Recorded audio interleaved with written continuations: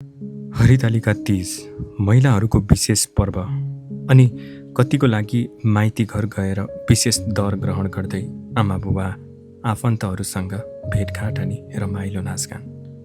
जब म सानो थिएँ मलाई आमासँग कुनै चाडपर्व आएपछि सँगै जान्छु भनेर ढिपी गर्ने बानी थियो। हुन त सानो बेलामा आफूलाई मामा घर जान भनेपछि खुसीको कुनै ठेगानै हुँदैनथ्यो।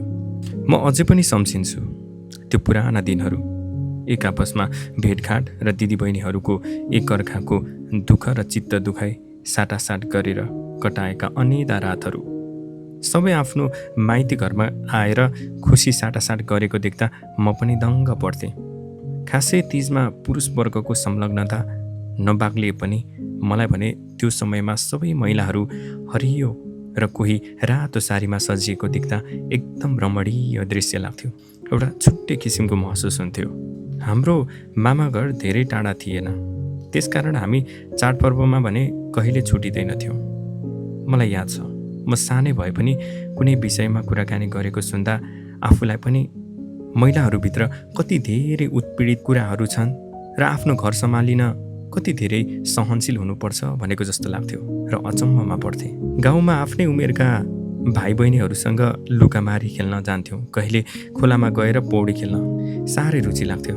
घरमा आएपछि भने आमाले रिसाएर गाली गर्नुहुन्थ्यो, किनकि कहिले बर्खे खोला सङ्केत नदी उर्लिएर आउँथ्यो। मलाई तिजमा त्यो मादलको तालमा नाचेको आफन्त चेलीबेटीहरू देख्दा आफूलाई पनि नाच्न रहर त हुन्थ्यो, तर पनि म खुलेर नाच्न नसक्ने हुँदा ताली बजाउँदै रमाइलो वातावरण हेरिरहन्थेँ। गाउँघरको त्यो क्षण, भेटघाट र आफन्तीहरू बीचको चिनजान अब फेरि दोहोरिँदैन। तर पनि समयसँगै तिजको मनाउने तरिका पनि परिवर्तित हुँदैछ।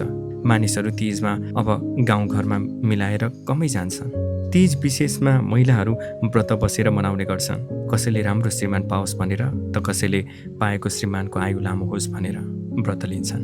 समयसँगै तिजलाई विरह र दुःख साट्ने भन्दा पनि मानिसहरू कुनै रक्सी खाएर अबेरसम्म होहल्ला गर्नमा व्यस्त देखिन्छन्। आफ्नो सामाजिक परम्परा र रीतिस्थितिलाई झल्काउने र तिजमा सबै दिदीबहिनी मिलेर एउटा सभ्य नागरिक भएर हर्षोल्लासको साथ आफ्नो परिवारजनको साथ सभ्य र भव्य भएर तिज मनाऊ। सम्पूर्ण नेपाली जनहरूमा तिजको पावन अवसरमा शुभकामना।